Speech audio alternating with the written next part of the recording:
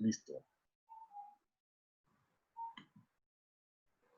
Pues ya está grabando y voy a seguir haciendo el intento a ver si jala la... Porque hay gente que está esperando por allá a ver si jala y ya. Si no, pues luego la subiremos.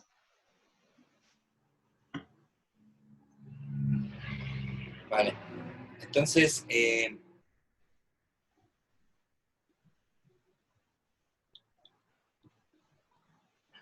bueno, se ve mi pantalla, ¿no? Sí. Ok. Bueno, la otra vez estuvimos viendo un poco la motivación de estudiar la teoría de Galois o los grupos de Galois. Hace rato, no sé si estuvieron en el coloquio, Adrián Centeno dio una charla sobre el mundo perfectoide, ¿no? Básicamente sobre campos perfectoides. Nuestra idea, bueno, ya más o menos lo mencionó él, ¿no? Nuestra idea es dar conjuntamente el próximo año un, un, un mini curso, así de manera virtual, en donde nos enfoquemos más en la teoría de perfectoides, ¿no? Entonces, pues bueno, hay que llenar ciertos requisitos y por eso es que me animé a preparar este mini curso que más de teoría de Galois en sí, trata sobre teorías de Galois. Entonces, ¿qué vamos a entender por teorías de Galois? De hecho, Adrián, el libro que recomendó es el libro que vamos a llevar, ¿no? El libro de Tamás Samueli. Se llama Teoría de Galois y Grupo Fundamental, ¿no? Ya lo hemos puesto ahí en el grupo. Ok, y bueno, eh, para entrar a la geometría, para entrar a la parte aritmética, que es donde se vuelve todo más jugoso y visible, es necesario eh, establecer ciertas estructuras y ciertas leyes sobre conjuntos. Ajá. Y esto nos va a servir tanto para lo que vamos a ver después, que bueno, yo planeo que sean superficies de Riemann, y para la teoría de perfectoides, ¿no? Ok. Entonces, lo primero que tenemos que ver es, vamos a ver 3 etapas de teoría de grupos. Esta es la primera etapa. La segunda etapa de teoría de grupos que vamos a andar viendo va a ser sobre el álgebra homológica de los grupos, sucesiones exactas, bueno, y otras cosas más. Y la tercera etapa de grupos que vamos a ver son los grupos simétricos. Ajá. Entonces, bueno, esta primera etapa es simplemente, van a ser puras definiciones, algunos ejemplos, los ejemplos básicos que vamos a estar retomando durante todo el curso. Y básicamente es lo que vamos a ver hoy. Vamos a ver algo de extensiones de campos, ¿no? Vamos a decir que es un anillo, que es un campo, extensiones de campos. Y el plan para mañana es estudiar la geometría clásica de los griegos en términos de extensiones algebraicas. Entonces, por ejemplo, el ejemplo básico es qué tipo de figuras no son construibles por medio de regla y compás. Ajá. Y ya después, mucho después, digamos en unas 3 semanas, eso lo vamos a asociar con la teoría de grupos. Ok. Entonces, ¿qué es un grupo? Pues bueno, un grupo es muy sencillo, es un conjunto, que lo vamos a denotar por la letra G mayúscula, que tiene una ley de composición interna. ¿Qué quiere decir esto que tenga una ley de composición interna? Es que hay una aplicación del producto de estos conjuntos, del producto cartesiano de estos conjuntos, en el conjunto G, que satisface tres propiedades. Primero es la propiedad de asociatividad. Entonces, esta ley que le estamos heredando a este conjunto tiene la propiedad de asociatividad. Existe un elemento neutro E, que básicamente fija a los elementos del grupo. Es decir, vamos a llamarle ahorita A por E es igual a E por A, y esto es igual a A. Ajá, entonces, eso es un elemento neutro. Y existen las inversas. Es decir, que para todo elemento en el grupo va a existir un elemento, otro elemento en el grupo, tal que bajo esta ley que le estamos heredando al conjunto, nos va a dar exactamente por ambos lados, si multiplicamos por ambos lados, al neutro del conjunto. Entonces, estas tres propiedades, a la composición interna que cumple estas tres propiedades sobre elementos del conjunto, le vamos a llamar una ley de grupo. Entonces, es un operador que le da una estructura, le da una estructura más rica al conjunto y se llama ley de grupo. Entonces, cuando tenemos esta ley y se la asociamos a un conjunto que cumple estas tres propiedades, a este conjunto, junto con esta ley, le vamos a llamar un grupo. Ahora, la ley, una propiedad extra que le podemos imponer es que sea conmutativa.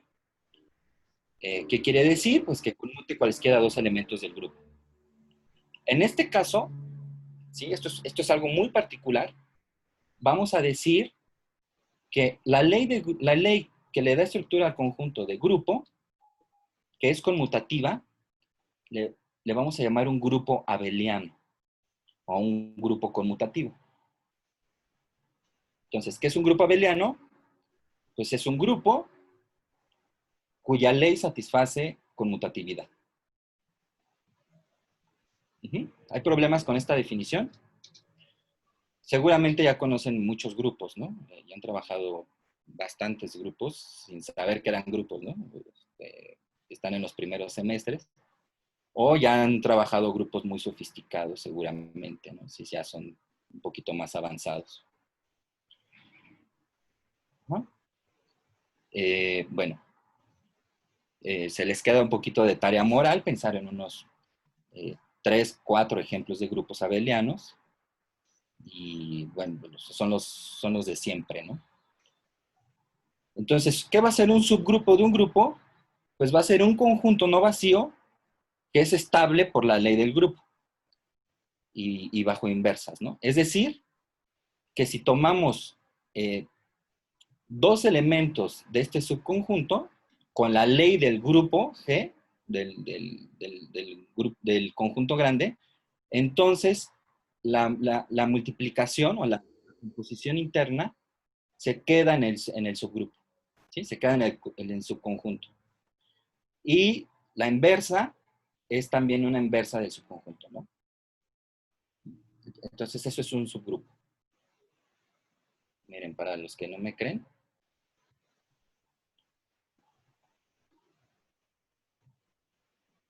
Estamos dando aquí.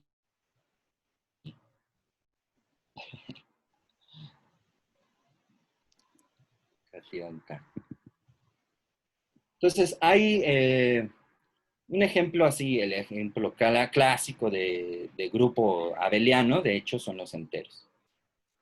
Entonces, un grupo abeliano, la composición interna, pues, es la suma. Y los subgrupos, pues, son los múltiplos de los enteros. Para n, un entero no negativo.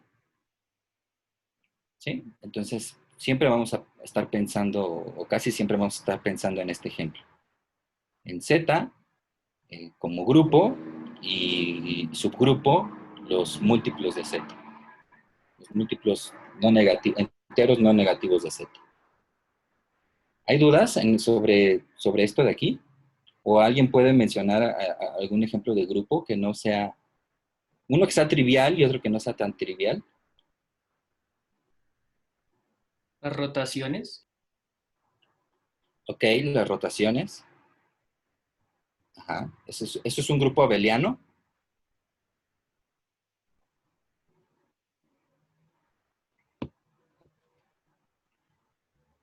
No, creo No, que no. ¿verdad? Depende mucho de cómo escojas a tu rotación, ¿no? Hay que hacer un cociente para hacerlo abeliano. Normal. Ajá. Otro más fácil. ¿Un grupo ¿Los reales simétrico? son un grupo? ¿Perdón? ¿Grupo simétrico? Un grupo simétrico. Ujú. ¿Es abeliano? Ah, no lo sé. ¿Podría ser? Depende, ¿no? Sí, de las permutaciones, ¿no? O sea, bueno, es que estaba pensando en un grupo de permutaciones. Ajá. Pero depende, va a depender hay mucho de cómo puedas descomponerla, ¿no? Cómo puedes poner en ciclos tu permutación. Pero si es un grupo, hay casos donde va a ser abeliano. Grupo Eso va a de tener, isometrías del plano. Bueno, Las no lo sé. matrices, eso va a tener mucho que ver después. las matrices no son abelianas, ¿no? Las matrices, bueno, hay que decir quién es su composición interna. Entonces, por ejemplo, si su composición interna es la suma, No, la multiplicación. ajá, entonces, bueno, bajo la multiplicación, es un grupo que no es abeliano, ¿no? La ley de multiplicación de matrices. eh, a ver, bueno, ya que estamos en matriz, las matrices son muy importantes, ¿no? Siempre nos han dicho que las matrices son muy importantes. Por ejemplo, algún subgrupo del grupo de matrices cuadradas con coeficientes en los reales, por ejemplo.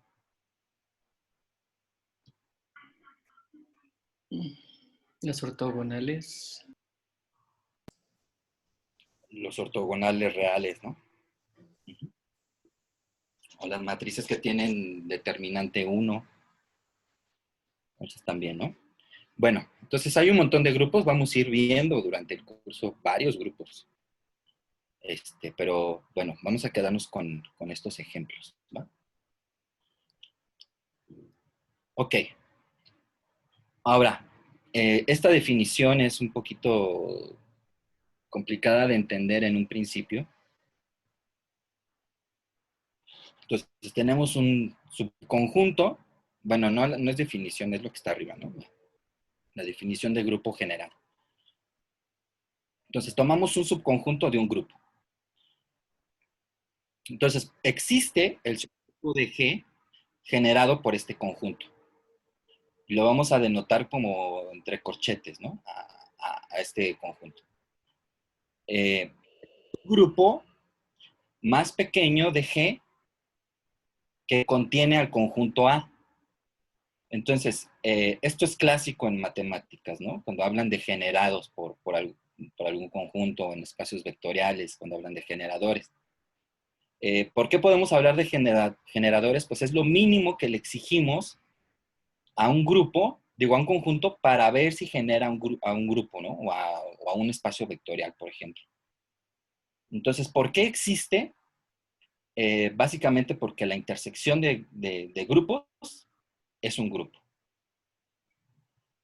Entonces nos fijamos en cómo podemos definir al generado por A, al subgrupo generado por A, pues es la intersección de todos los grupos que contienen a A. Entonces ese es el más pequeño que contiene a A. Ajá. Entonces, tarea moral, demostrar que la intersección de grupos es un grupo. Y bueno, vamos a decir que A genera a todo el grupo si el grupo coincide exactamente con el subgrupo más pequeño de G que contiene A. ¿No? Y bueno, decimos que un grupo es cíclico si está generado por un conjunto que solamente tiene un elemento. Entonces, aquí pongo otra vez estos ejemplos. Los grupos Z, o sea, los enteros y los múltiplos de los enteros son cíclicos. Entonces, ¿qué tengo que ver para ver que son cíclicos? Pues tengo que generar a todos los enteros a través de un conjunto que solamente tenga un elemento. Entonces, a ver, ¿ustedes conocen algún elemento que esté en Z y que genere a todo Z? Bajo la ley que ustedes le impongan a Z. Z es un grupo abeliano, entonces bajo la suma se vuelve un grupo. Su composición interna es la suma. Entonces, ¿qué conjunto genera los enteros? ¿Alguien sabe? Es decir, yo les doy un entero cualquiera, entonces ustedes me tienen que dar un elemento de los enteros de tal forma que bajo la composición interna, que en este caso es la suma, me dé ese elemento. O me dé cualquier entero. Pues con el conjunto vacío, bueno, no sé. Eso Puede es ser a los... patológico, porque ¿quién sería el generado por el vacío? Pues el vacío no tiene elementos, ¿no? Y este necesita tener un solo elemento. El 1. Exactamente. Entonces, si ustedes toman el 1 es un entero, si lo suman n veces, les va a dar cualquier entero, ¿no? ¿Qué pasa con los negativos? También, ¿no? Porque le puedes sumar al 1 negativos. Ajá. Y también te da cualquier entero, ¿no? Y bueno, y pasa algo similar con los múltiplos de Z. Aquí el generador, pues sería n, cualquier entero, ¿no? ¿Vale? Entonces, los grupos cíclicos, estos son importantes, ¿no? Entonces vamos a pensar en los enteros y en los múltiplos de los enteros. Bien. Ahora, como se hace siempre, ya dado que tienen un conjunto con cierta estructura, pues para estudiar el conjunto es conveniente estudiarlo a través de sus funciones.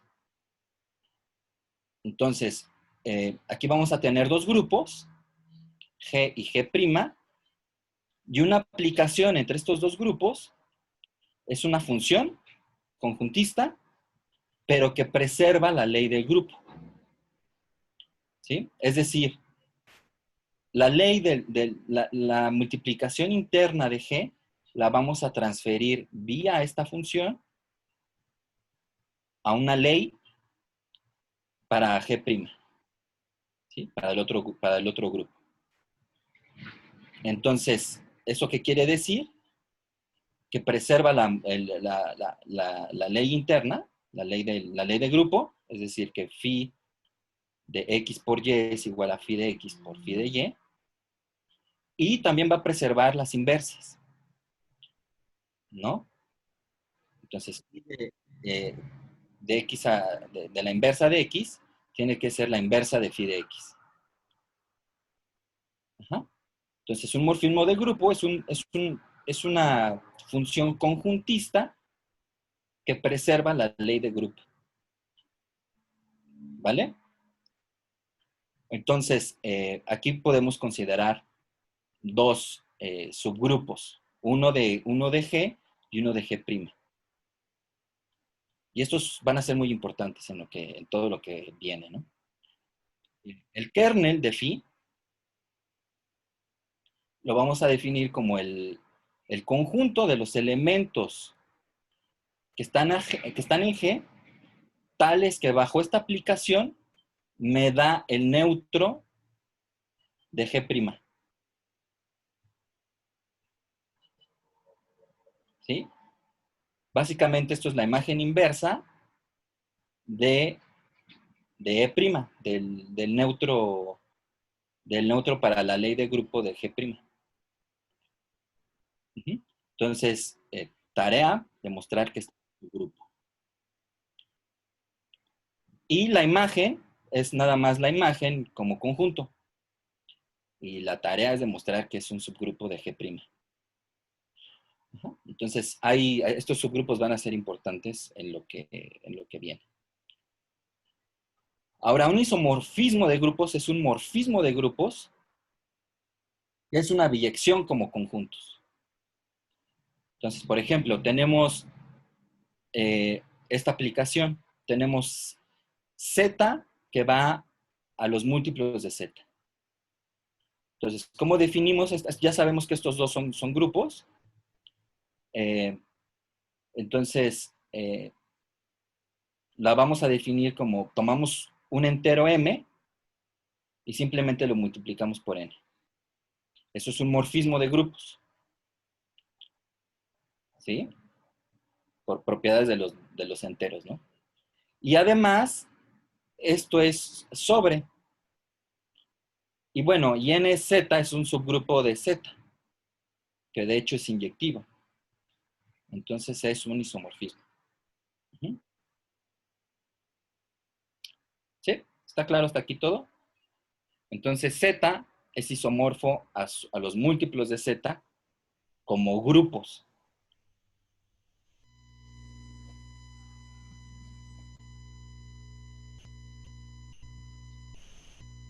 A ver, no sé si haya comentarios o los, Buenas noches, César, ¿cómo estás? Una hola. pregunta, ¿morfismo es sinónimo de homomorfismo? Sí. Sí y no. Depende. Cuando hablamos de morfismos de grupos, si quieres ponerle el mote de homomorfismo de grupos, lo puedes hacer. Yo no lo voy a hacer porque digamos, en la segunda semana o primera semana de septiembre, vamos a ver algo de teoría de categorías. Exacto, entonces ahí es donde surge mi duda. Ya en categorías esos morfismos que hablan allá, y ya no serían homomorfismos, sino otra aplicación Hablan de con otras morfismo. condiciones. Ajá, se puede hablar de morfismo. Lo que pasa es que cuando tienes una categoría, tienes que decir quiénes son los objetos de tu categoría y quiénes son las flechas de tu categoría. Vale, gracias, muy amable. Morfismos de tu categoría. ¿Sí? Vamos a ver mucho de eso. Vamos a ver, bueno, no mucho, pero algo de eso. Pero sí, puedes ponerle el mote ahorita de homomorfismo de grupos y no pasa nada. Listo, vale, gracias. Vale. No sé si hay más preguntas.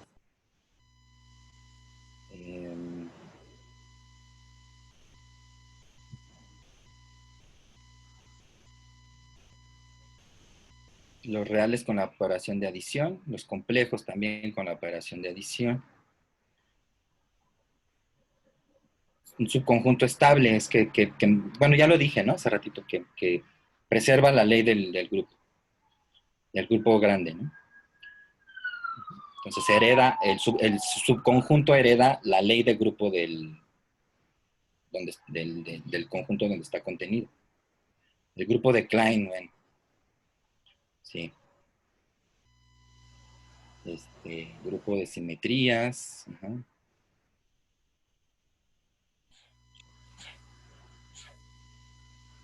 Ok. SUN. También. Que es el grupo unitario, nada más que relativo. Eso sirve, ese SUN es más como para topología. Morfismo categórico, morfismo de grupos. Todo grupo cíclico es abeliano.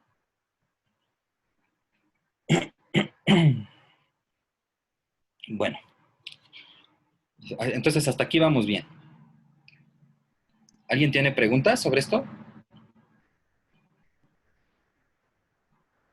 No nos vamos a clavar tanto en la teoría de grupos porque vamos a ver grupos muy especiales.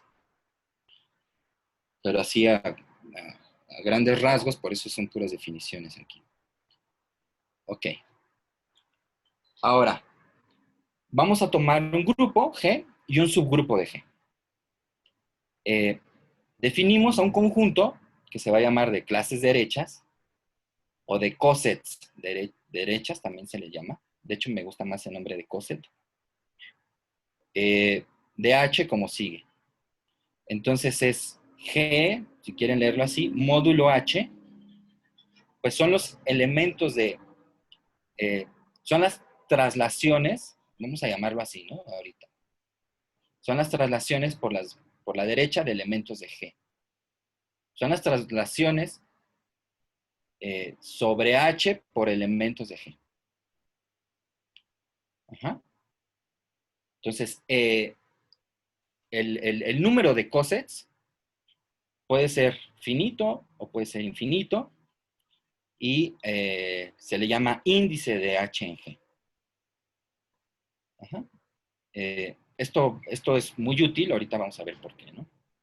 Entonces, a este conjunto de clases o a este conjunto de cosets derechos, bueno, no es muy complicado demostrar que si tenemos dos elementos que son distintos, G y G' en G, pero tal que G' es parte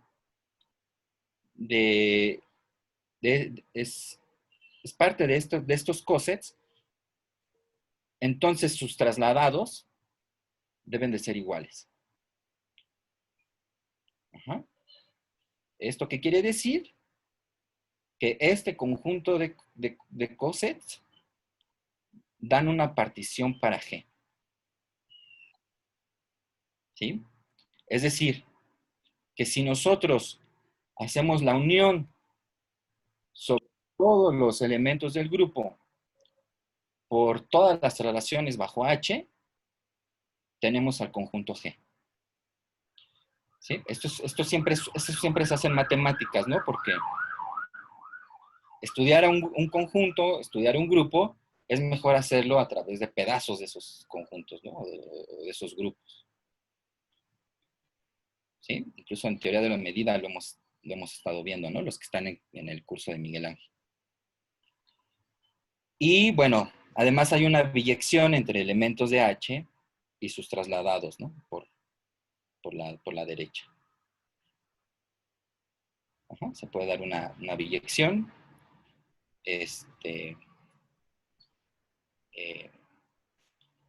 Y bueno, una consecuencia es que si G es finito, si el grupo es finito, entonces todas las clases o todos los cosets tienen el mismo cardinal. Esto es por la biyección anterior.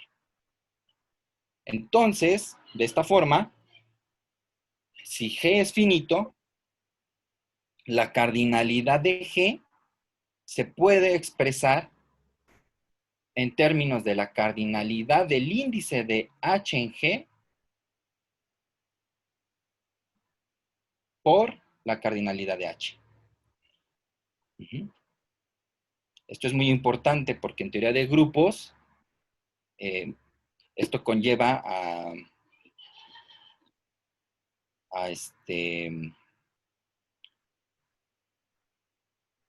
¿cómo se llama? Tema de la gran... Ajá, teorema de Lagrange. No nos vamos a clavar en eso. Por cierto, si quieren una referencia muy, muy, muy bonita de este tipo de cosas, les voy a dar dos. O sea, si no saben mucho de grupos o de anillos o estructuras, etcétera, etcétera. Hay un libro que no es la Biblia del álgebra, ni mucho menos, pero está muy bien explicado todo y te lleva de la manita, así literalmente de la manita. Es el libro de Artin. Si quieren, luego se los comparto en el grupo o ya en algún otro lado, ¿no? Y lo bonito de ese libro es que uno de los eh, teoristas de números más importantes, que se llama Benedict Gross, dio un curso basado en ese libro, en Harvard. Entonces se van a YouTube, buscan a Benedict Gross con su libro a mano y les prometo que aprenden álgebra. Además, la forma en que enseña este señor es buenísimo. Y bueno, ahí da ciertos guiños a la teoría de invariantes, a la álgebra lineal. También habla mucho de álgebra lineal. Eso es así como básico, ¿no? Y se lo pueden echar así los videos como en 2 semanas. Y ya si quieren algo más, un poquito más riguroso, más formal, pero que de todos modos sigue siendo básico, el libro de Álgebra Cero de Paulo Aufi es también una referencia. Eso se los voy a ir pasando, ¿no? No sé si conozcan alguno de estos 2 libros.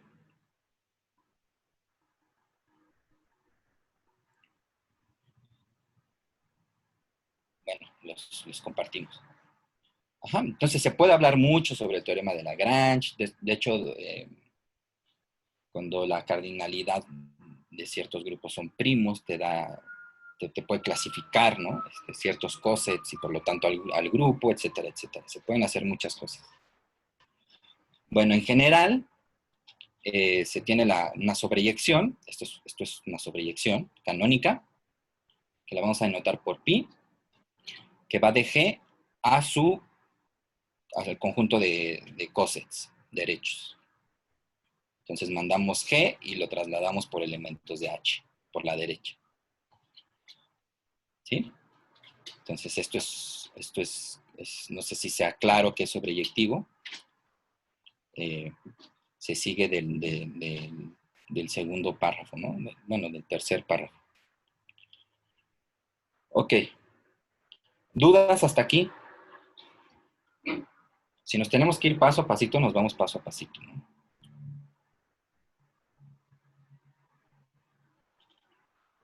Esto es importante, esto de grupos, porque lo vamos a estar arrastrando.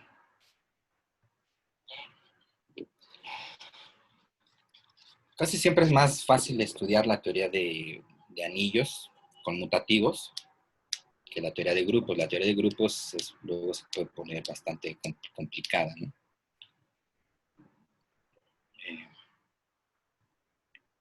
Todo muy bien, ok, perfecto. Vamos a la siguiente slide. Estas slides se las voy a pasar, no se preocupen. Y bueno, algo importante es que justamente a estos cosets se les puede dar estructura de grupo. Ahí viene escrita la ley interna. Generalmente vamos a estar omitiendo ya la ley interna, ¿no? Para no estar poniéndola en todos lados. Ya sabemos que hay una ley interna. Y bueno, si tenemos dos elementos en el coset, pues simplemente los vamos a definir. Sus traslaciones derechas de la ley, lo vamos a definir como como la ley. ¿Perdón? ¿Alguien está hablando? No, creo que no. Como la ley, o sea, trasladamos a G1 y luego trasladamos a G2. Ajá, así definimos esta ley. Entonces, bajo esta ley, el morfismo, el sobreyectivo de aquí, la sobreyección canónica, que en un principio esto es conjuntista, le da estructura de grupo bueno, tenemos estructura de grupo sobre los cosets y por lo tanto la sobreyección canónica anterior se convierte en un morfismo de grupos. ¿Sí? Y en el caso muy particular, cuando G2 sea la inversa de G1, a H lo podemos escribir tanto por medio de sus clases o de sus cosets de derecha a través de traslaciones por H como sus cosets izquierdas. Ujú. Entonces, esto después va a ser importante, ¿no? Y bueno, un subgrupo de un grupo se dice que es distinguido, es exactamente lo que les acabo de decir. Si H se puede obtener a través de multiplicar por la izquierda y por la derecha elementos de G. Ajá. Entonces, este tipo de subgrupos se llaman distinguidos. Ujú. Y bueno, cuando tenemos un subgrupo que es distinguido en G, después cuando veamos ejemplos, todo esto se va a volver más claro y vamos a hacerlo a pata, ¿no? La notación va a ser esta, ¿no? H, triangulito hacia la izquierda, apuntando hacia la izquierda, G. Ajá. Cuando pongamos ese símbolo, quiere decir que H es un subgrupo distinguido de G. Y si G es abeliano, todo subgrupo de G es distinguido. Esto es importante. Si quieren hacerlo como una tarea, sale de la definición de grupo abeliano. Entonces, todo subgrupo de G es distinguido. La mayor parte del tiempo, les digo, vamos a estar tratando con grupos abelianos, ¿no? Entonces, pues esto de que sea distinguido o no sea distinguido va a valer un gorro después, ¿no? Porque todos los grupos van a ser abelianos. Y lo que sí es un lema fuerte, que tampoco es complicado de demostrar, si tienen dudas en este tipo de cosas, en cómo demostrar esto, mañana yo propongo que nos veamos. Mañana nada más, bueno, seguiríamos con lo que queda. Y si quieren que demuestre estas cosas así de manera rigurosa, o ya sea que las escriba aquí, o las vemos. No sé qué prefieran. Yo todo esto lo pongo para ir un poquito más rápido, ¿no? Ajá, exactamente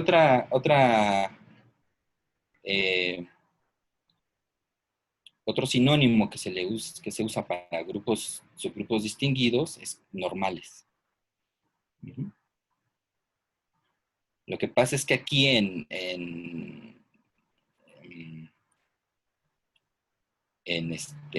cuando entremos a teoría de campos, la cosa de normalidad va a significar otra.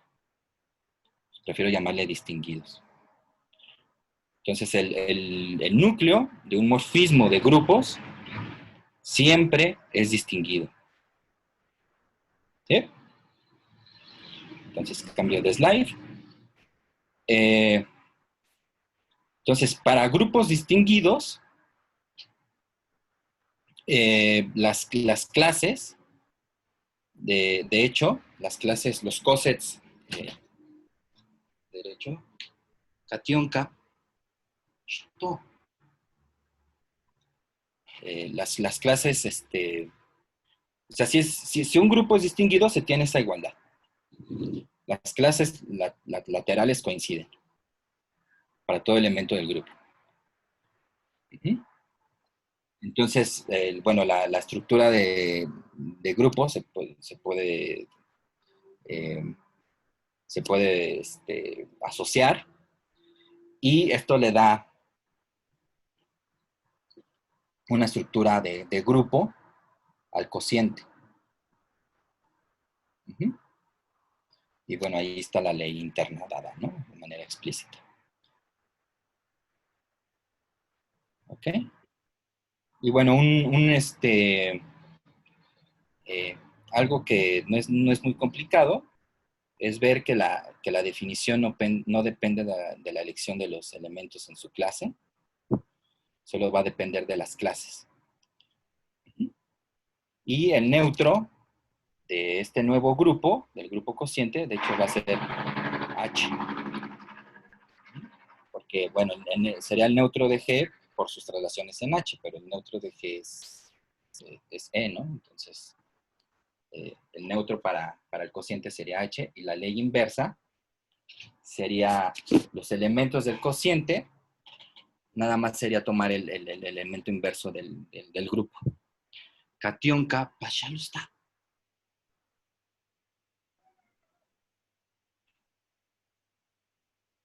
¿Vale? Y, bueno, aquí escribí algo mal. Aquí escribí kernel, esto no tiene sentido. Y bueno, si tenemos ahora, esto ya es un morfismo de grupos. Aquí le pongo un subíndice H para que vean que es el canónico asociado a H. Estamos haciendo cociente sobre H. El kernel es exactamente H. Y de hecho, todo subgrupo distinguido es el núcleo de un morfismo de grupos. Ajá. Todo subgrupo distinguido es el núcleo de un morfismo de grupos. ¿Se entiende esto? Uh-huh. O sea, todo subgrupo de un grupo dado proviene de un kernel de un morfismo de grupos y viceversa.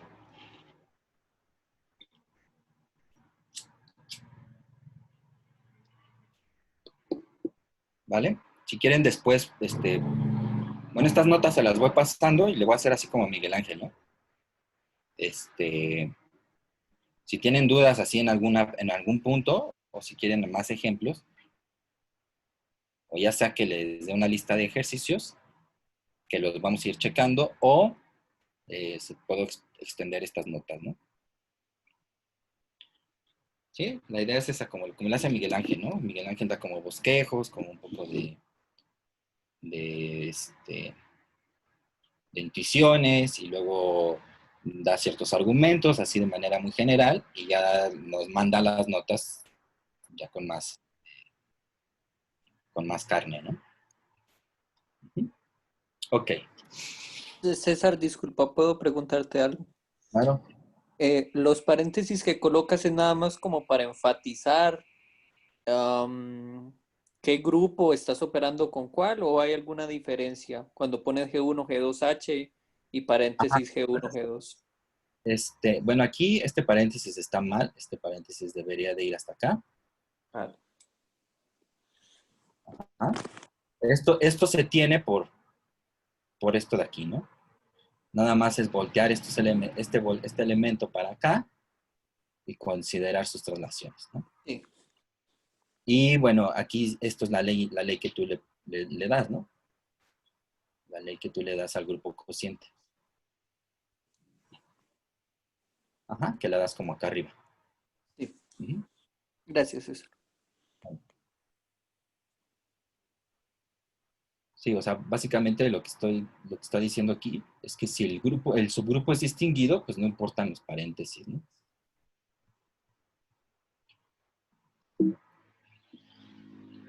Ok.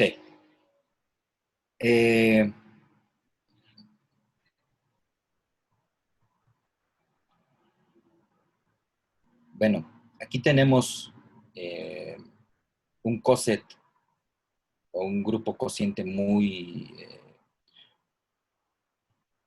estudiado, se ve casi en todos lados, y es el grupo de los enteros módulo n. Ajá, los múltiplos de z. Entonces se puede ver que este grupo es cíclico. De hecho, tiene exactamente n elementos, ¿no? Ajá. Y si n es distinto de 0, los grupos, tanto z como nz, de hecho son un isomorfismo de grupos, son infinitos. Ajá. Y sin embargo, el cociente es finito y tiene orden n, ¿no? Lo que estoy diciendo, tiene exactamente n elementos. ¿Sí? Esto va a ser muy importante, este nuevo grupo, ¿no? Que es z módulo los múltiplos de z. Seguramente han escuchado esto en cursos de álgebra superior, el reloj, ¿no? Ya sea con 12 horas, 100 es 12, pues estamos, o sea, nuestro día está contado de esa forma, ¿no? Estamos viviendo módulo 24. Por cierto, se llama Z módulo NZ, ¿no? Entonces, cada vez que llegamos a 24, el 24 se convierte en el 0. Y así, ¿no? Para todos los múltiplos de 24. Y si se fijan, es un grupo que usamos, ¿no? Al momento de calcular semanas, años, días, horas, minutos. Siempre estamos pensando en estos grupos finitos. Y bueno, aquí viene una proposición importante también, que si tenemos un morfismo de grupos, entonces de hecho podemos exhibir un isomorfismo de grupos. La imagen de F, que es un subgrupo de G', es isomorfo al cociente. Este es un cociente y este es un grupo, ¿no? Porque estamos haciendo cociente por el kernel de F. Entonces el kernel de F siempre es distinguido. Eso fue un lema que vimos anterior. Entonces la imagen de F se identifica con G módulo subkernel. Cuando veamos un poquito de sucesiones exactas, esto va a ser importante también. Si quieren luego, aquí puse la demostración como ejercicio para no estar ahí ocupándome, pero bueno, lo puedo escribir, puedo escribir aquí la demostración. No es difícil. ¿Va? ¿Dudas hasta aquí? Entonces podemos identificar a la imagen de F a través del kernel. Eso es importante.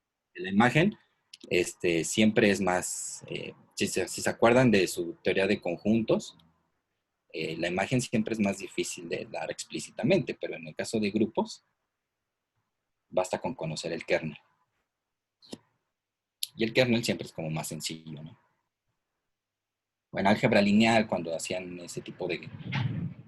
cuando tenían que dar una base para la imagen, siempre es más latoso que dar una base para el kernel, ¿no? El kernel es un sistema de ecuaciones que bueno, se igualan a cero. Y bueno, la imagen siempre es más complicada. ¿Sí? De hecho, en espacios vectoriales, pues, está el milagro de tener el teorema de la dimensión, pero luego cuando se estudian módulos no existe eso. Entonces, este tipo de identificaciones son las que sirven. Y bueno, de ahí viene estudiar sucesiones exactas, ¿no? ¿Vale? ¿Dudas hasta aquí? ¿Vamos todo bien? Sucesiones. Todo chido, todo chido. Todo chido. ¿Quién dijo todo chido? ¿Carlos? Yo. Yo. Esas sucesiones exactas, ¿cómo? Eh, las vi cuando vi homología y esas cosas. Ajá. Son Sí, padres. exactamente. Bueno, podemos hablar de eso después, si quieren, Sí. de lo que está de grupos. No es tan complicada la homología de grupos, pero puede llegar a ser muy complicada si no metes hipótesis necesarias. Sí. Pero bueno, en módulos es donde se ve mejor, ¿no? Todo eso. Los módulos tienen más estructura y están fijadas sobre un anillo. Ahorita vamos a ver qué es esto de un anillo. Entonces, una sucesión de módulos simplemente es una sucesión de flechas, ¿no? De morfismos entre este, eh,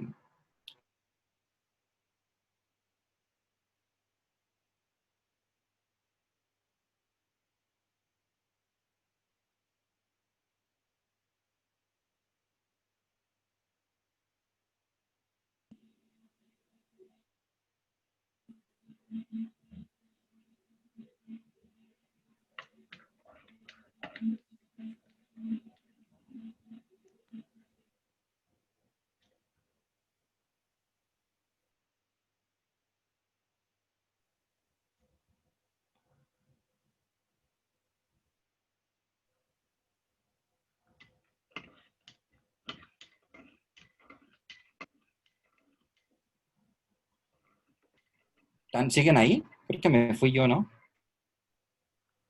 Sí. Aquí seguimos. Dejé de compartir pantalla y no sé por qué.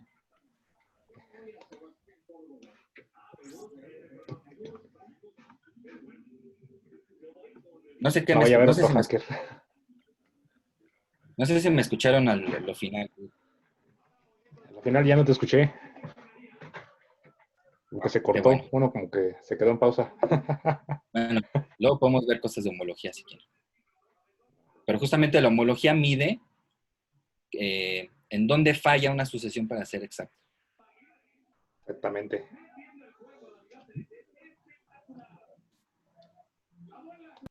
Vale. ¿Qué significa que una sucesión sea exacta?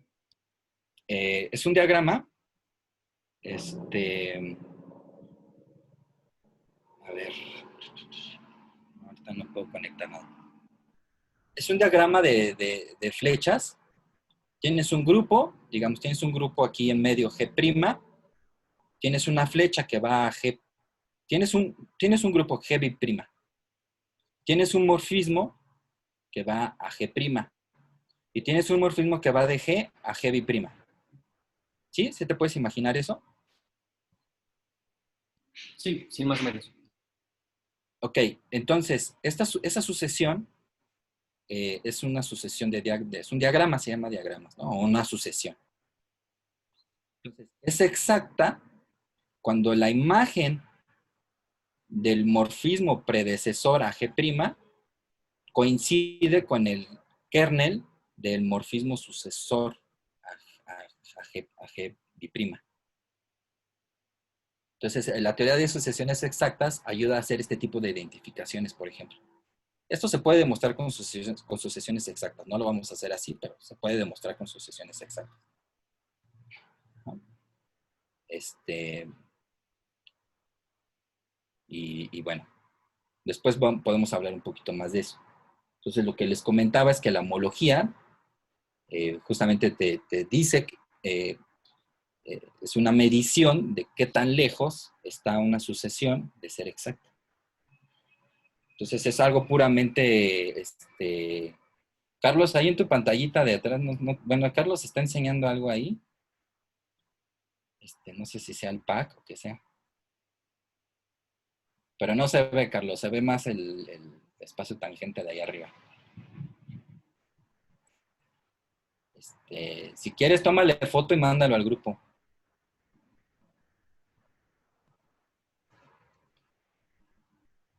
Abre el micrófono, Carlos. Ah, No ya. abren. Sí, sí se los paso ahorita para que se imaginen más o menos cómo es la sucesión. Bueno, uno de los grandes eh, avances de la topología, por ejemplo, fue utilizar este tipo de ideas homológicas para reemplazar el estudio de la teoría de homotopía, sobre todo la teoría de homotopía alta, de grados superiores, de ciertos espacios topológicos, a través de su homología. Porque la homotopía siempre es complicada. ¿Vale? Entonces aquí está esta niña mordiéndome. No sé qué le pasa. Fragila. Diushka, fragila. Entonces ya saben por qué me trago luego. Muy bien. ¿Qué hora son? Vamos bien.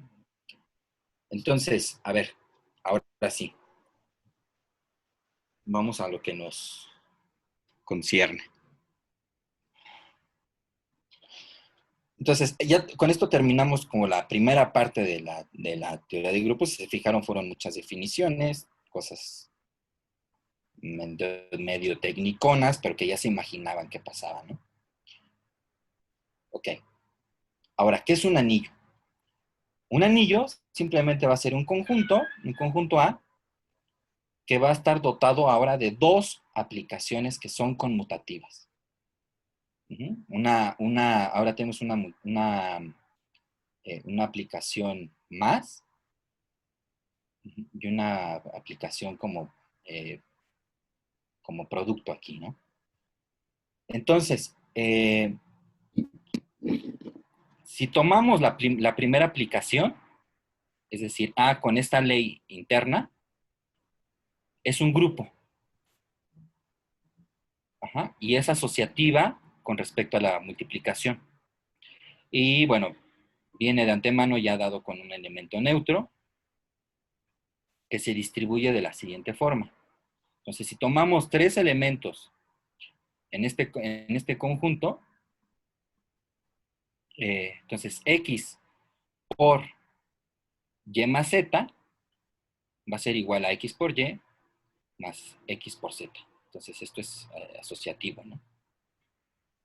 Ajá.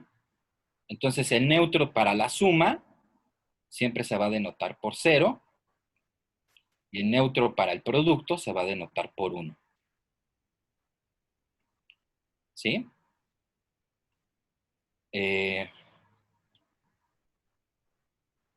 Entonces, para nosotros, cuando digamos o hagamos referencia a un anillo, siempre vamos a decir que es un anillo. O sea, para nosotros un anillo va a ser un anillo que es conmutativo y que tiene una unidad. O sea, que tiene un elemento 1. Ahora, bueno, ahorita les doy ejemplos de anillos. Y bueno, ustedes también pueden ahorita mencionar algunos. Antes déjenme dar dos definiciones. ¿Qué haces ahí?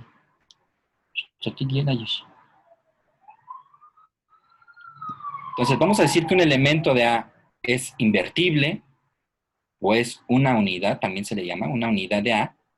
Se admite una inversa para la multiplicación. Y al conjunto de todos estos elementos que son invertibles, se va a denotar por una A y una estrellita. Entonces, son los elementos del anillo que admiten una multiplicación. Y vamos a decir que un anillo es un dominio, o también se le llama entero, o también se le llama dominio entero. Entonces, aquí vamos, a veces voy a decir un anillo entero, a veces voy a decir un dominio, a veces voy a decir un dominio entero. Entonces, es un anillo que no es trivial, y si el producto de dos elementos que no son 0 en A, o no son nulos en A, resulta ser no nulo en A. Ajá. Entonces tomamos dos elementos de este anillo, y si son los 0 y los multiplicamos, y resulta que esa multiplicación no es 0, entonces decimos que el anillo es entero, o que es un dominio entero. Y aquí viene la palabra clave que vamos a estar usando. Un anillo entero es un campo si no es nulo, o sea, no es trivial, y si todo elemento no 0 de A admite una inversa.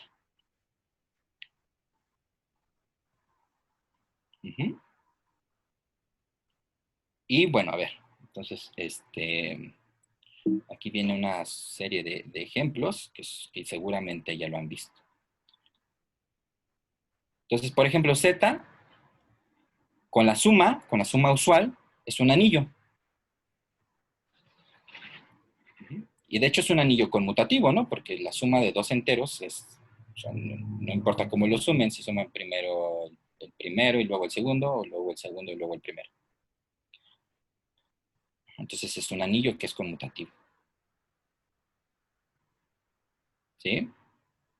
Ahora, Z módulo NZ también es un anillo. La pregunta es, ¿esto es un campo? ¿Z módulo múltiplos de Z es un campo? No. Es decir,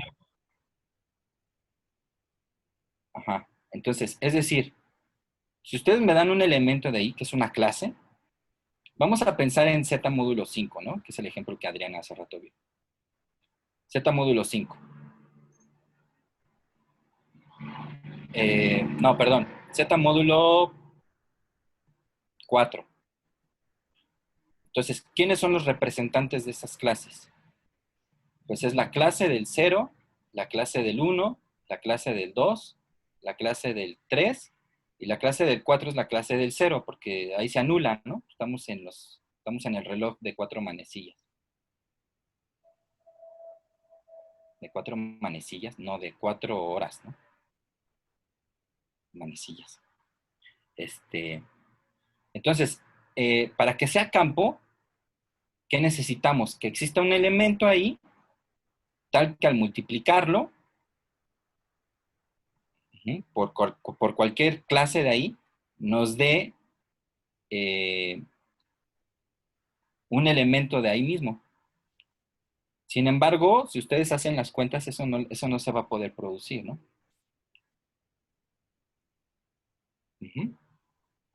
¿Sí más o menos ven eso?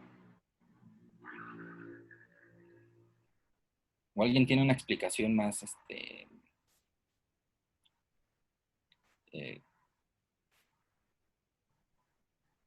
a ver, los anillos no necesariamente son conmutativos. Para nosotros sí, cuando digamos anillo, vamos a decir que es conmutativo. Hay toda una teoría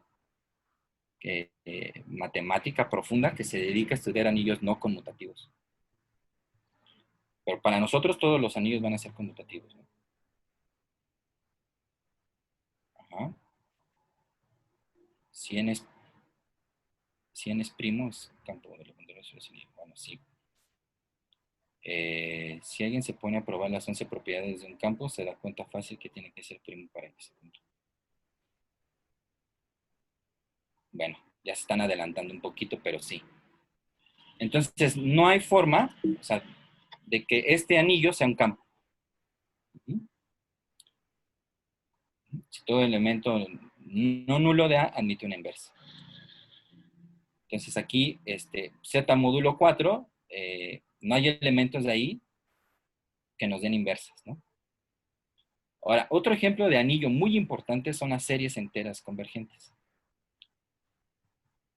Eso también es un anillo. No nos vamos a meter con eso, nada más lo pongo aquí como ejemplo.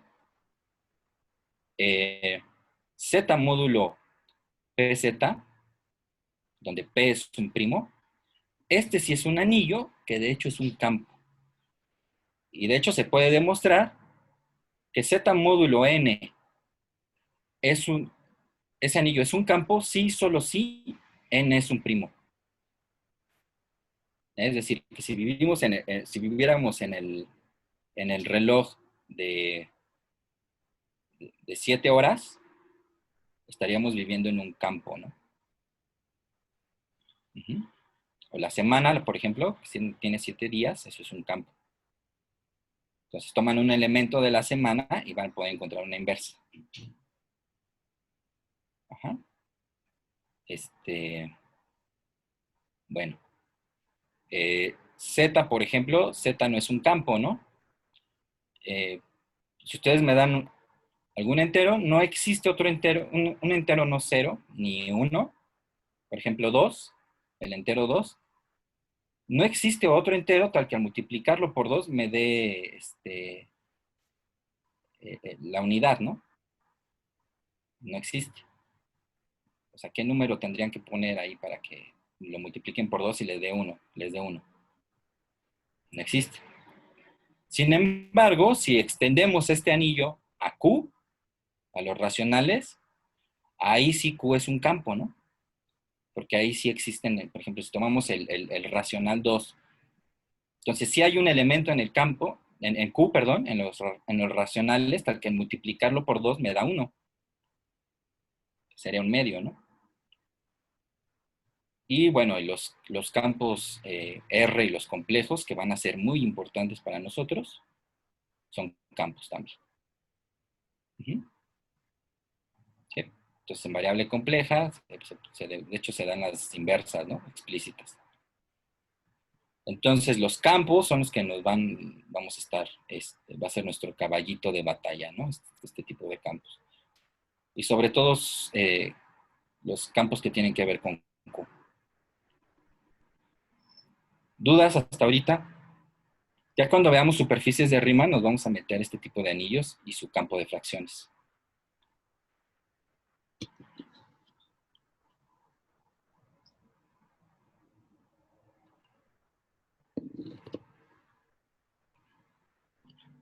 ¿Voy bien? O... Ajá, exactamente. Q es el campo más pequeño que contiene a Z. Ujú.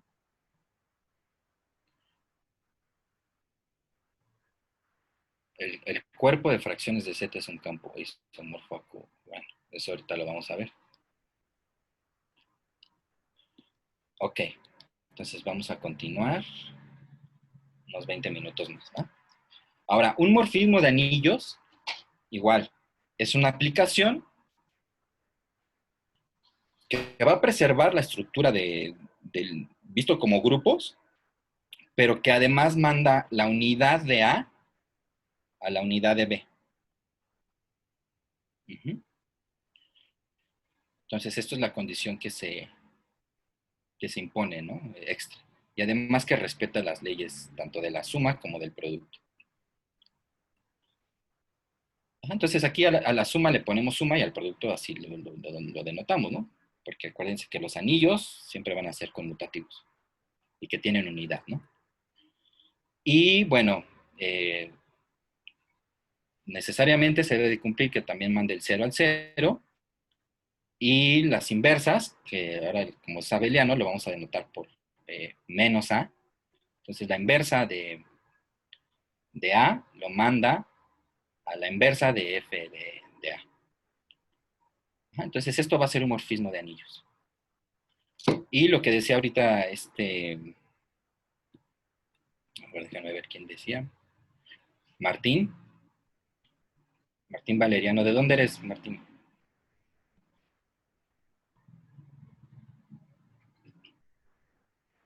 A ver si ahorita nos dice dónde es. No suena muy mexicano tus apellidos. De Perú. Vientos. Entonces, para todo anillo entero debe de ser entero, si no, no se cumple. Podemos definir su campo de fracciones, es decir, le podemos asociar un campo. ¿Cómo vamos a hacer este proceso? Pues es un proceso algebraico. Le vamos a agregar las fracciones. Nada más que no vamos a agregar todas las fracciones, vamos a agregar solamente las que sean relaciones de equivalencia. ¿Sí? Entonces vamos a decir que dos fracciones son equivalentes si, o sea, si A entre B es equivalente a A' entre B', si haciendo la regla del producto nos da la igualdad, ¿no? A por B' es igual a A' por B. Ajá, donde B es un elemento del anillo no cero. Entonces, si a Z le agregamos le agregamos las fracciones, pues obtenemos a los racionales, ¿no? Entonces, Z es un anillo que es entero. El producto de cualesquiera dos elementos en Z que no sean cero es distinto de cero. Entonces, es un anillo entero, o es un dominio también, como dijimos. Y existe un campo asociado a este entero, que nada más es agregarle los cocientes por otro entero no cero, y pues esos son los racionales, ¿no? Es la forma algebraica de construir los racionales. Entonces, el campo de fracciones de los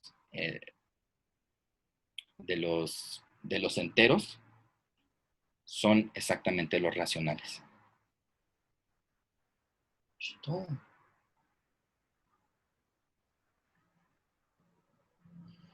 ¿Sí?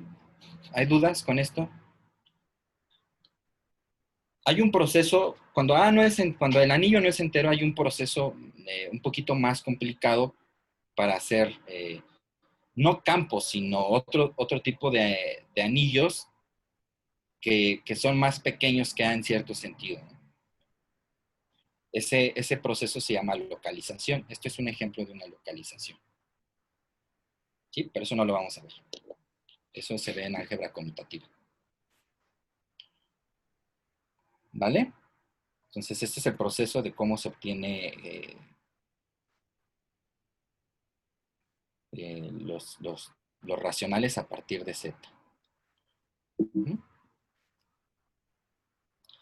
Y bueno, los anillos muchas veces tienen subconjuntos que son subconjuntos muy importantes, que se llaman ideales. Entonces, un subconjunto de un anillo, acuérdense que anillo es conmutativo, va a ser un ideal si es aditivo, si es un subgrupo aditivo, y que además, si tomamos un elemento en A, cualquier elemento de A, y tomamos un elemento de este conjunto, hacemos la multiplicación con la ley que tenga el anillo, eso se queda en el subconjunto. ¿Sí? Eso es un ideal. Y como es un subgrupo, y bueno, estamos trabajando con cosas conmutativas, entonces se tiene una proyección canónica, que de hecho es un morfismo de anillos. Así como grupos, ¿no? Visto como grupos y bueno, el anillo módulo su ideal es como visto como subgrupo aditivo, ¿no? El ideal. Entonces tiene sentido tomar el cociente, como lo hicimos en grupos, y bueno, esto es un morfismo de anillos. Y también el núcleo de un morfismo de anillos es de hecho un ideal. Y lo vamos a adelantar por el kernel de F. ¿Ok? Eso es un ideal, por propiedades de morfismos, de anillos y kernel, ¿no? Y que F0 manda al 0. Ok. Ejemplos. Un anillo es un campo. Bueno, aquí ya nos da una representación de cuando un anillo es un campo. Sí, solo sí. Sus únicos ideales son el 0 y él mismo. Entonces, de aquí pueden ver cuáles son los ideales de Q, ¿no? Por ejemplo.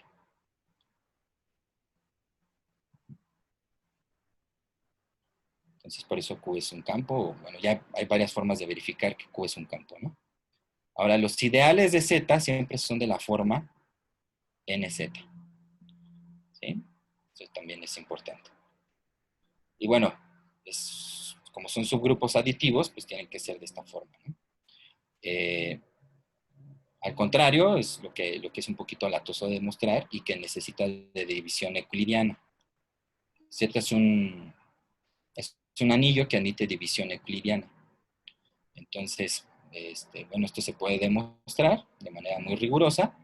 A nosotros no nos va a importar tanto, nada más saber que los ideales son los múltiplos de Z. ¿Sí? Nosotros vamos a estudiar campos y extensiones de campos.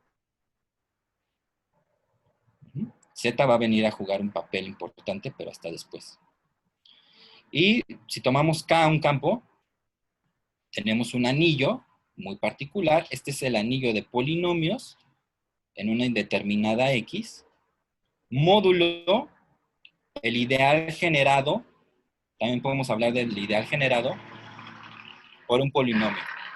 Entonces, el ideal generado por este polinomio, nada más es el anillo. Bueno, este tiene una forma de expresarse y lo multiplicamos por este polinomio. Ajá, esto resulta ser un ideal y esto tiene estructura de anillo.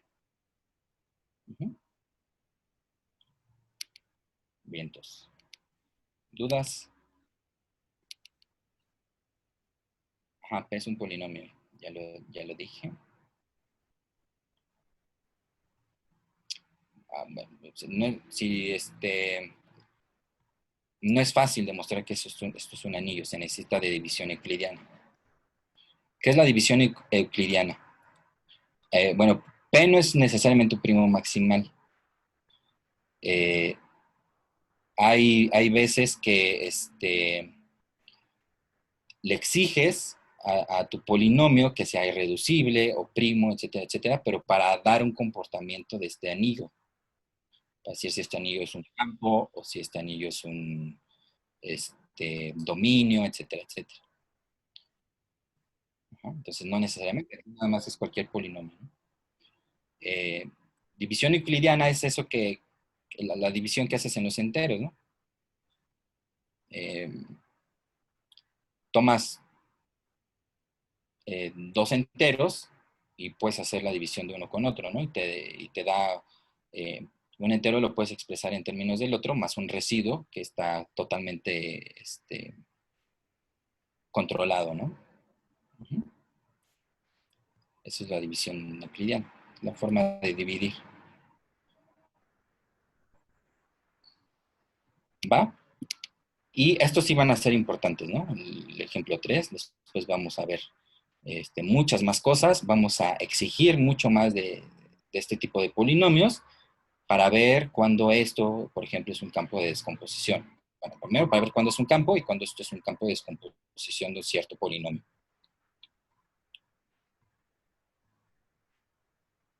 Ok, entonces yo creo que hasta aquí me quedo. Mañana seguimos ya con un poquito más de campos, ya nos vamos a meter con campos. Vamos a hablar de la característica de un campo. Hay dos tipos de característica 0, característica P, y ya hablamos de extensiones. Va a haber extensiones que son finitas, que estas son las que vamos a estar estudiando, y hay extensiones que son infinitas. Uh-huh. Entonces, las extensiones que son infinitas, esas no las vamos a ver ahorita, las vamos a ver después. Aquí hay un ejemplo que Carlos seguramente lo va a orgasmear. Este es un campo y este es el campo de funciones asociado a una curva, por ejemplo. Entonces, esta extensión de campos es infinita.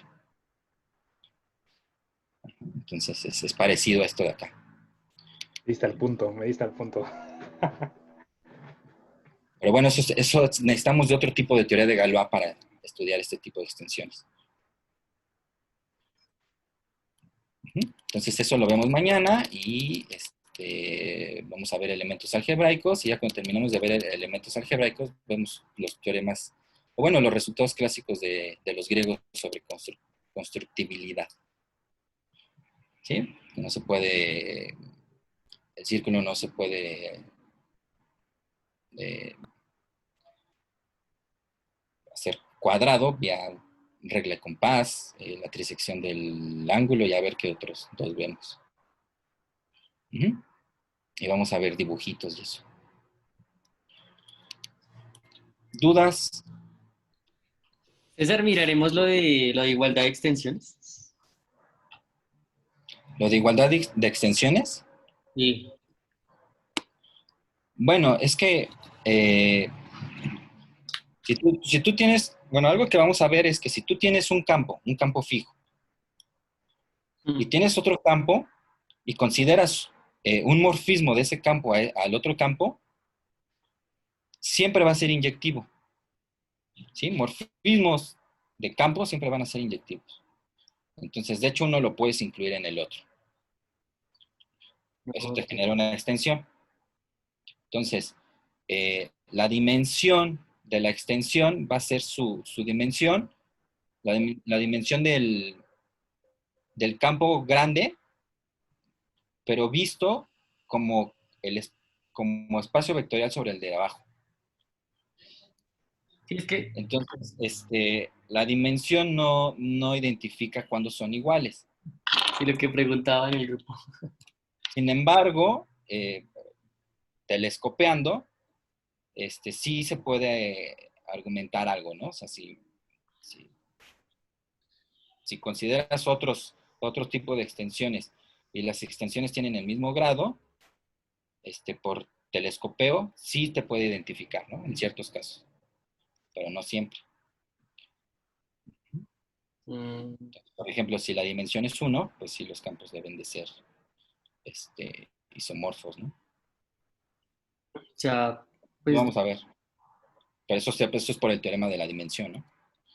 Sí, es que un poco de una dudita, por ejemplo, digamos... O sea, para facilitar cuentas, lo que hablábamos que decías que a pata. que pues para ver que, o sea, no sé si había alguna manera, digamos, de probar que si un campo de extensión estaba contenido en otro Ujú. y tenían el mismo grado, se podría entonces asegurar que las extensiones eran las mismas. Era como mi duda esa vez. Bueno, si tienen el mismo grado y el grado es 1. No, en ese grado, creo que era grado 6. Sí, no.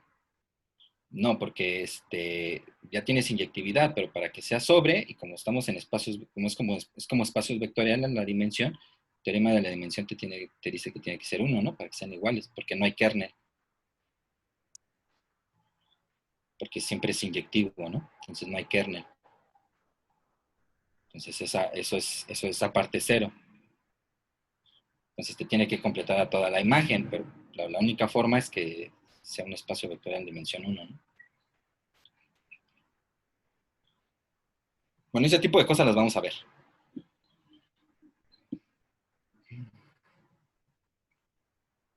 Ujú. Entonces Martín dice, claro, P sería maximal, pues, ajá.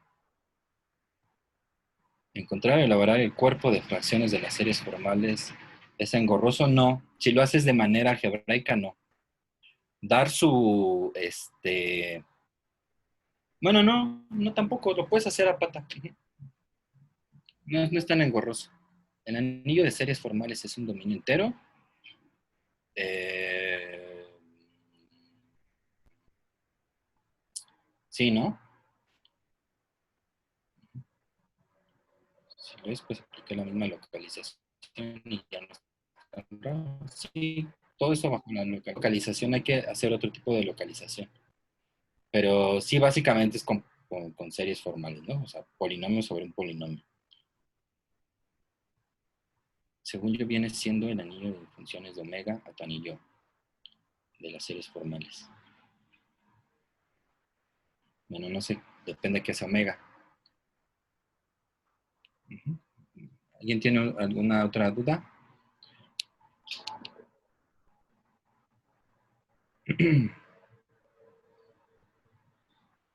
¿Está claro todo hasta aquí? Para los que ya han visto esto, pues seguramente fue aburrido. Para los que no han visto esto, ¿está claro?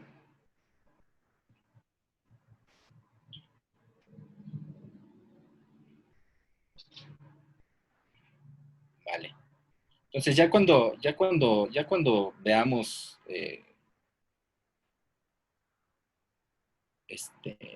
teoría de Galois ya se va a poner más bonito. Desafortunadamente necesitamos todo este caminar algebraico siempre, ¿no? Pero bueno, los frutos que vamos a obtener es la teoría de Galois. Por ejemplo, mañana, cuando veamos la constructibilidad de estas, o la no constructibilidad de estas cosas con regla y compás, vamos a ver que el álgebra, cómo ayuda a resolver problemas de la antigua Grecia, ¿no? Uh-huh. Eso yo creo que para mí fue la primera vez que entiendo de qué estoy hablando yo. ¿Por qué? César, ¿Nunca me entiendes o qué? ¿Qué pasó? necesitaremos regla y compás. Si quieres, pero no. No. Eso es un problema que se hacían los griegos, ¿no? En ese entonces no existían computadoras y no sabíamos, ni siquiera sabían qué era pi, ¿no? Tenían una intuición, pero bueno, ese era el problema. Y bueno, aquí eso tiene que ver con números algebraicos y números trascendentales. Entonces pi es un número trascendental, entonces, por ejemplo, no se puede duplicar, ¿no? Uh-huh.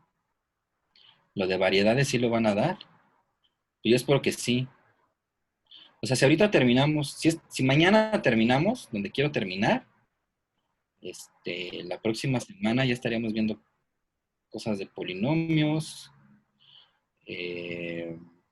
campos perfectos, el lema de Artin.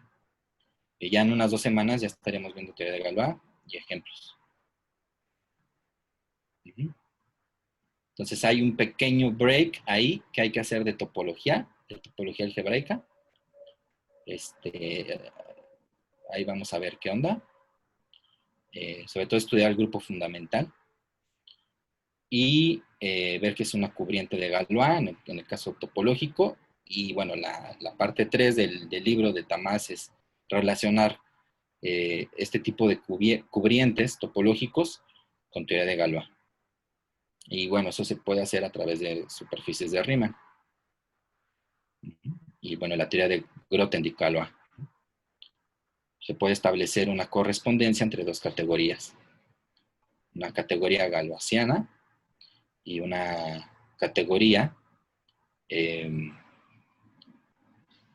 tiene que ver no tanto con el grupo fundamental, sino con acciones libres del grupo fundamental de la superficie de Riemann. Entonces, eso es muy, muy bonito. Y ya si quieren, si quieren y hay interés, al menos de unas 10 personas, 15 personas, pues podemos estudiar superficies de Riemann de aquí para hasta donde podamos, ¿no? Ya nada más nos ponemos de acuerdo en las fechas, porque yo empiezo a dar clases en septiembre. Y pues estaría padre, ¿no? Ver superficies de Riemann así, demostrar Riemann-Roch para superficies de Riemann, calcular géneros, hacer una teoría de Galois para superficies de Riemann, homología. Ajá. Nada más que va a ser a mi modo, no va a ser en el modo antiguo. Podemos definir lo que es una sucesión espectral y bueno, ver cuándo esa sucesión espectral converge. Y cuando converge, recuperamos los teoremas clásicos de homología de variedades.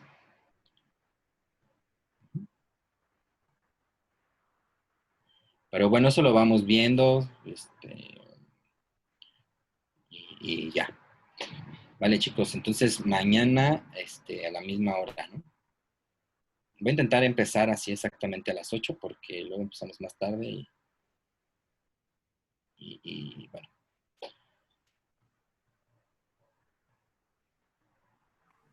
Muchas gracias, César. No, de nada, al contrario. Lo único que quiero ver es... Creo que no se grabó la reunión. ¿Alguien la estaba grabando? No está grabando la sesión. ¿No se está grabando? Sí, la está grabando Efra. Ah, Sí, la grabamos. Está esa frase.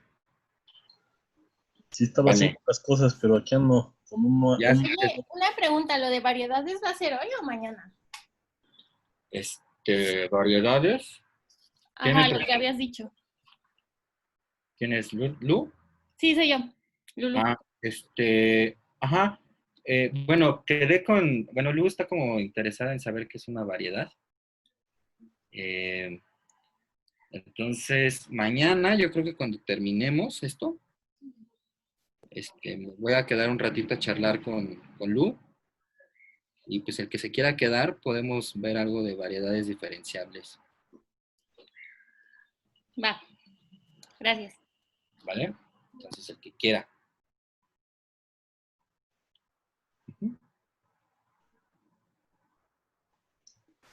¿Cómo va la onda, César? ¿Ya quieres que detengamos esto? Sí, el de Face ya, ¿no?